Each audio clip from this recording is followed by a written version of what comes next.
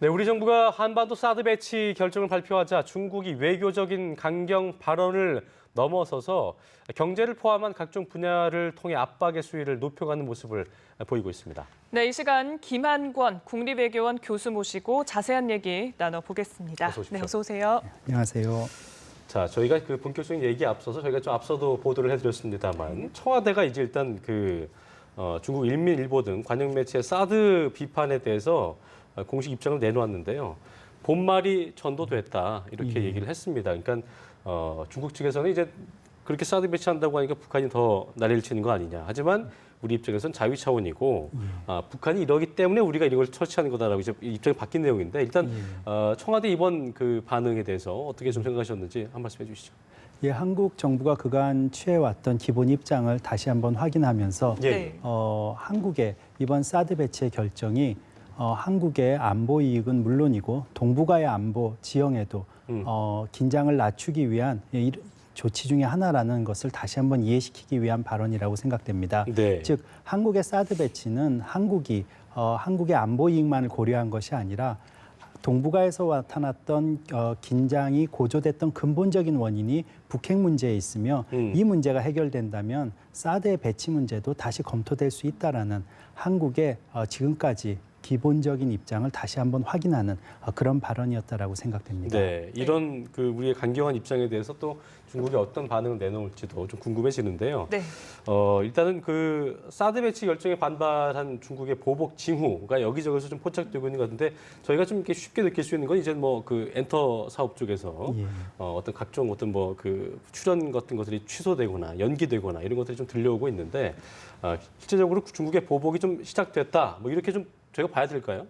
예, 방금 말씀해 주신 한류를 중심으로 한 문화 콘텐츠 사업에서 여러 교류들이 좀 중단되거나 또는 중국에 가는 상용 비자에 관한 얘기들이 많이 나오고 있습니다. 그게 이제 조건을 좀 강화했더라고요, 보니까요. 예, 그런데 이걸 지켜본다면은 이번에 이 비자에 관한 얘기가 나온 것은 비자 초청장 업무를 대행하던 중국 업체에 대한 자격을 중국 정부가 정지시켰습니다. 그런데 이것은 국제 관례로 본다면 도리어 비정상적이었던 관행을 정상화로 바꾼, 즉 모든 한국과 주변 국가들이 이런 대행 업체를 사용하지 않고 현재 초청장을 받아서 상용 비자를 발급하는 그런 정상적인 모습으로 돌아갔다라는 것이 대체적인 시각입니다. 그건 사드와 관련이 없다고 봐야 되나요? 예, 또 하나는 중단 자격 정지를 당한 중국 대행 업체는 한국의 업무만을 대행한 것이 아니라 다른 나라도 했습니다. 즉 한국만을 지적해서 보복 조치라고 보기는 좀 어려울 것 같습니다. 그렇군요. 네. 그리고 최근 이제 일부 국내 인사들이 중국 매체에 기고를 했죠. 사드 반대 의견을 기고를 했는데 이게 우리 내부에서도 논란이 있습니다만 굳이 중국이 외국인의 기고글을 그렇게 실을 만큼 글쎄요. 이게 좀 지나친 거 아니냐 이런 얘기도 나오거든요.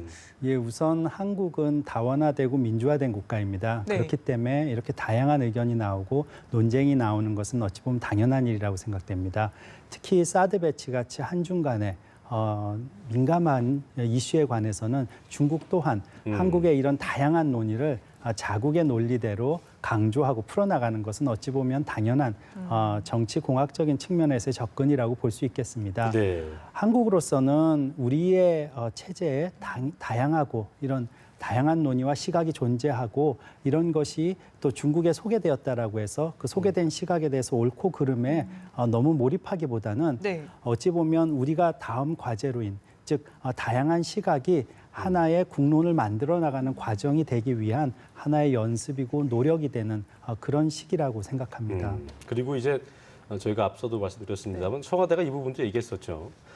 더불어민주당 일부 의원의 방중 계획 재검토를 강력히 촉구했는데 결과적으로 당내에서도 좀 논란이 증폭되고 있는 부분이고 또 여당에서는 이제 4대 매국 행위다 이런 말까지 나오면서 강력하게 비판을 하고 있는데요. 지금 시기에 더민주 의원들이 굳이 이렇게 방중하는 것도 그렇고요. 또 중국 측에서는 일단 이 남남 갈등을 조장하려는 건지 모르겠습니다만 일면에다가 이제 톱으로 대규모 대대적으로 보도를 했다는 얘기죠. 그러니까 이런 부분들을 봤을 때 굳이 이번에 어떤 더민주 의원들의 이 방중 강행 이게 좀 옳은가 그른가 여러 가지 의견 나오고 있는 것 같습니다. 어떻게 좀 보고 계십니까? 예, 중국의 입장에서 본다면은 중국은 한국의 여당과 야당이 보수와 진보라는 다른 정치적인 색채를 갖고 있다라고 인식하고 있습니다. 예, 예. 또한 과거의 예로 본다면은 정권의 특성에 따라서 한미 관계 또 한중 관계가 많이 영향을 받아왔다고 생각합니다. 예. 즉 이런 야당에 대해서 관심을 갖는 이유는 만약 미래에 지금과는 다른 정치적 특성을 가진 정권이 만약에 등장한다면 예. 지금의 사드 배치와 관련된 여러 가지 정책에 관해서 변화가 있을 수 있지 않겠느냐라는 생각을 하고 굉장히 민감하고 또 주의 깊게 살펴보고 네. 관심을 가지는 것 같습니다. 예.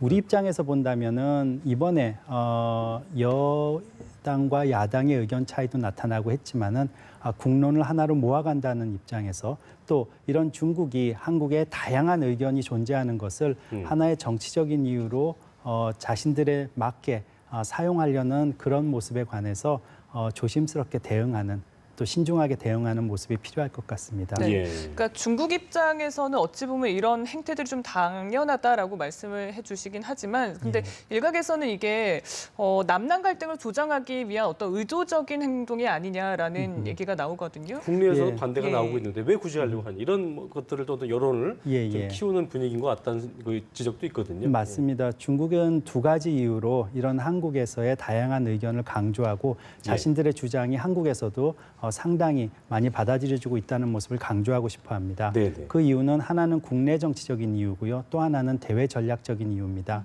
일단 중국은 국내 정치적으로 지도자들의 위신이 많이 상했습니다. 장관급인 외교부장은 물론 국방부장도 함께고요.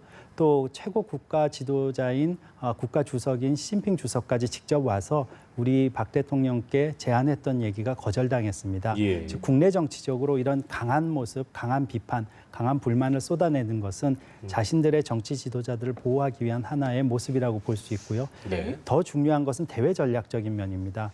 미국이 2010년대에 들어서 유럽에 이어서 동북아 지역에 전 지구적인 미사일 방어 시스템의 단계적인 실행을 추구하고 있습니다.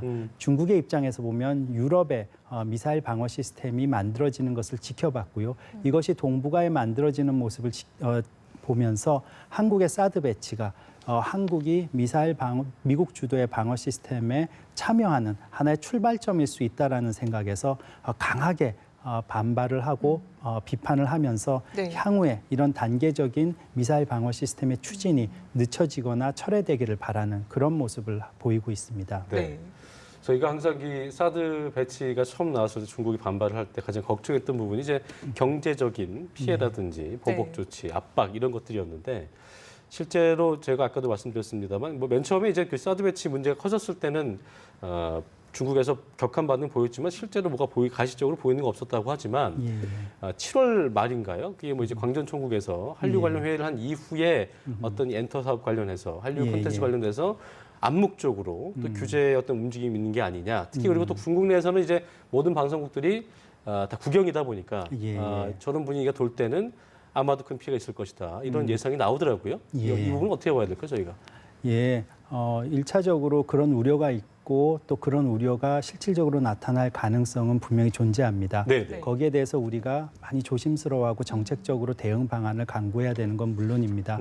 하지만 또 하나 다른 면으로 네. 여러 가지 문화 콘텐츠 사업에 관련된 한중 간의 기업체들의 경쟁은 사드 배치 이전부터 있어 왔고요. 또 이 부분에 관한 한국 기업들의 대응 또한 사드 배치와는 무관하게 준비되어야 한다고 생각합니다. 예. 즉 중국이 한중 사이의 산업 분업화 구조가 안착돼 있었습니다. 즉 중국은 한국에서의 중간재 제품을 받아들이고 그것을 완제품으로 만들어서 국제시장에 수출하는 네. 즉 이런 산업 분업화 구조와 있었고요. 또 한국과 중국의 경제 협력은 철저하게 경제 논리였습니다. 그런 의미에서 본다면은 중국이 자국의 산업을 발전시키기 위해서 보호무역적인 국내 기업 보호 조치와 함께 중간 제품에 대한 중국의 국산화 작업을 계속해서 시행해 왔었습니다. 네. 우리가 알고 있던 삼성 SDI와 LG화학의 전기차 배터리도 사드 배치는 문제로 인한 문제라기보다는 그 이전부터 국산화 작업에 의한 중국의 정책에 관한 문제로 불거져 나오고 있었습니다. 즉 사드 배치 문제로 인해서 경제적으로 어려움을 겪을 가능성은 있지만 근본적으로 이것과는 무관하게 나타날 수 있는 자국 보호무역 조치라든가 국산화 작업, 또 한류 콘텐츠를 놓고 문화 사업에 관한 한중 기업들 간의 경쟁에서 한국이 어떻게 하면 우위에 쓸 수 있느냐 또한 고심되고 논의되어야 될 문제라고 생각합니다. 네, 충분히 네. 그래야겠죠. 근데 이전의 사례를 저희가 좀 짚어본다면 뭐 필리핀, 베트남 상대로도 그렇고요. 예. 그 센카쿠 혈도 분쟁 때는 뭐 일본 드라마가 소리 소문 없이 없어졌다 이런 얘기도 있던데 예. 그때 상황은 어땠었습니까? 예, 중국이 이전에 한국의 마늘 분쟁을 포함해서 네. 히토리오 수출 금지라든가 예. 말씀해 주셨던 베트남과 필리핀의 영토 분쟁이 있을 당시에 경제적 보복 조치를 취하려던 모습은 분명히 사실인 것 같습니다. 예. 하지만 지금의 중국의 모습은 이전과는 조금 다른 면이 있는 걸 생각해야 됩니다. 어떤 게 다른가요? 즉 예전에는 WTO 체제라든가 FTA 체제가 없었습니다. 네네. 지금 한국과 중국은 WTO 체제에 들어가 있고요. 또 한중 FTA가 있음으로써 무역 규제라든가 기준, 규범에 관해서 명확한 기준들이 나와 있습니다. 또 그렇기 때문에 중국이 눈에 보이게 경제 조치를 취하기는 어렵습니다. 두 번째로는 중국이 경제 리더십을 국제사회에 보이려는 모습을 추구하고 있기 때문입니다. 중국은 미국의 무역 질서와 금융 질서에 관한 경쟁을 하고 있고요. 또 지역에서의 경제 통합을 위해서, 즉 RCEP이라는 중국과 아세안 그리고 아세아 국가들, 또 아시아 태평양 FTA라는 FTAAP를 추진하면서 새로운 경제 통합과 경제 리더십을 국제사회에 보이려고 하고 있습니다. 그런데 만약 자국의 전략적 이익에 손실을 끼쳤다고 한 나라에 대해서 일방적인 경제 제재 조치를 취한다면 이런 중국의 리더십들이 더 큰 손상을 받을 겁니다. 그렇기 때문에 이전과는 다른 중국의 경제 조치에 관한 모습들을 나타날 것이다라고 국가적으로 생각합니다. 많은 게 연관돼 있기 때문에 이제는 이제 무력이나 어떤 그 본인 임의대로 그렇게 조치를 취하기 쉽지 않을 것이다. 이렇게 좀 그렇다고 생각합니다. 정리를 하겠습니다. 네, 네. 그랬으면 좋겠고요. 어쨌든 그래도 뭐 대대적으로 보도를 하고 있기 때문에 뭐 중국 내에서 반한 감정이 커지면 어떡하나 이런 우려가 그렇습니다. 나오는데 실제 뭐 유커들이 또 국내에서 여행을 많이 하잖아요. 또 이게 감소할 수 있고 이런 우려들이 지금 제기가 됩니다. 현재 그 중국 내에서 반한 감정이 어느 정도 수준으로 좀 파악을 하고 계신가요?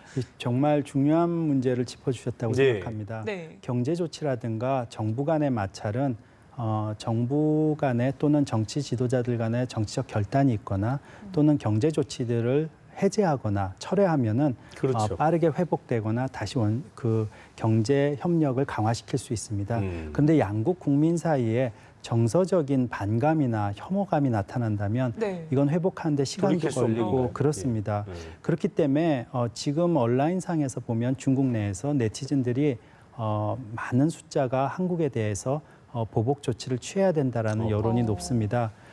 만약에 이런 경우가 나타난다면 정말로 중국의 관광객 수가 중국 정부의 조치에 의해서가 아니라 네. 자발적인 결정으로 중국 관광객 수가 줄 수가 있고요. 또 한류를 중심으로 한 문화 콘텐츠 사업에서 네. 중국에게 주도권을 뺏길 수가 있습니다. 즉 우리가 제주를 넘고 중국이 돈을 버는 방식이 더 강화되는 모습이 나타날 수가 있습니다. 예. 그렇기 때문에 한국 정부가 중국 국민 공공 외교 정책을 강화해야 되는 시기라고 생각합니다. 네. 네. 그렇죠. 지금 마지막에 얘기해 주셨는데 어떤 저강도, 보이지 않는 보복, 암묵적 규제 이런 것들을 이렇게 저희가 좌시할 수만은 없기 때문에 이 부분을 어떻게 보면 일각에서는 확대해서 가지 마라 이런 얘기도 나오지만 결과적으로 중국 국민들의 여론을 저희가 잠재울 수 없는 부분이기 때문에 이런 부분들을 양국 간의 어떤 그 합의를 어떤 협상을 통해서 뭔가 좀 완화가 돼야 될 텐데 어떤 실질적인 방법이 좀 있을까요? 예. 1차적으로는 두 나라 정부 지도자들 모두 지금 상황을 더 악화시키려고 하지는 않을 것이라고 생각됩니다. 그 이유는 중국이나 한국이나 양국이 서로 전략적으로 필요합니다. 네. 네. 즉 만약에 중국의 입장에서 한국을 이런 경제 제재 조치라든가 보복 조치를 장기적으로 시행하고 근본적으로 시행해서 정말로 한중 우호 신뢰 관계의 틀이 훼손되고 정말로 등을 돌리는 상황이 나타난다면 한국은 미국의 미사일 방어 시스템에 더 가까이 참여하고요. 또 한미일 지역안보협력 체제가 더 강화될 예. 구체화될 우려가 있습니다. 이렇게 되면 중국은 전략적으로 지금보다 더 큰 손실을 얻게 됩니다. 즉 중국의 입장에서는 지금과 같이 강한 반대와 비판의 입장을 단기적으로 나타낼 거지만 곧 한중 간의 관계의 그 근본적인 틀이 훼손되게 하지는 않을 것입니다. 그렇기 때문에 한국과 중국 사이에는 향후에 이런 나타날 문제에 관해서 논의해야 되는데요. 가장 중요한 것은 아까 말씀드린 공공외교를 기반으로 해서 두 번째로는 미국의 전략적 경쟁 구도 하에서 한국과 중국이 북한을 바라보는 시각 차이를 줄여나가는 그런 모습을 보이기 위해서 예. 허심탄회한 대화와 전략 채널을 강화해야 된다고 생각합니다. 예. 두 번째로는 경제협력 부분, 특히 유라시아 이니셔티브와 중국의 1대1로가 연계돼서 제3국의 공동 진출에서 경제 이익을 상호 이익을 강화하는 모습이 계속 꾸준히 논의돼 왔습니다.